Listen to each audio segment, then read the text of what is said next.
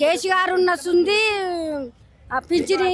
పింఛని పెట్టినావు, enquiry చేసుకుపోయాడు. Double bedroom ఇస్తానన్నాడు, ఇయ్యలేదు. ఏమి ఇయ్యలేదు, ఏమి పింఛన్ సుత లేదు. కొడుకులు లేరు, ఎవ్వరు లేరు.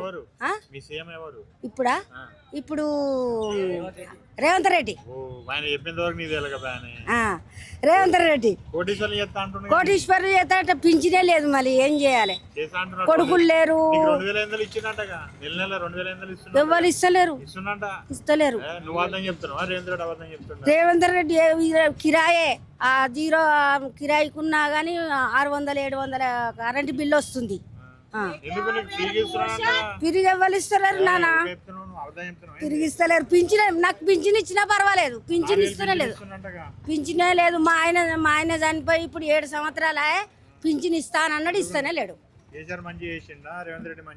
ఇక కేసీఆర్ ఎంక్వైరీ చేసుకుపోయిండు. డబల్ బెడ్రూములు ఇచ్చే మోపుకు ఆయనతో ఓడిపోయిండు. ఆయన ఇయ్యలేదు, మరి ఈయనన్నా ఇస్తాడా? ఇయ్యడా? ఇస్తేనే మంచిగా, లేకపోతే లేదు. మంచిగా ఉంటాడు. డబల్ బెడ్రూమ్లు ఇస్తూనే ఉంటాడు, లేకపోతే పోతాడు అంతే. కేసీఆర్ ఉన్న సుంది పింఛని పెట్టినావు, ఎంక్వైరీ చేసుకుపోయాడు. డబల్ బెడ్రూమ్ ఇస్తానన్నాడు, ఇయ్యలేదు. ఏమి ఇయ్యలేదు, ఏమి పింఛన్ సుత లేదు.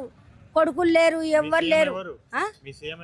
ఇప్పుడా ఇప్పుడు రేవంత్ రెడ్డి,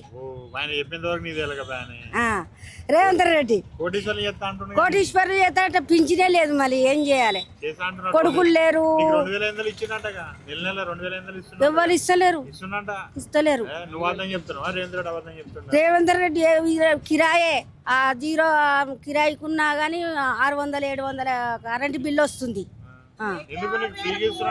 తిరిగి ఎవరు ఇస్తలేరు నాన్న, తిరిగి ఇస్తలేరు. పింఛన్ నాకు పింఛన్ ఇచ్చినా పర్వాలేదు, పింఛన్ ఇస్తూనే లేదు, పింఛనే లేదు. మా ఆయన చనిపోయి ఇప్పుడు 7 సంవత్సరాలే. పింఛన్ ఇస్తానన్నాడు, ఇస్తూనే లేడు. ఇక కేసీఆర్ ఎంక్వైరీ చేసుకుపోయిండు. డబల్ బెడ్రూములు ఇచ్చే మోపుకు ఆయనతో ఓడిపోయిండు.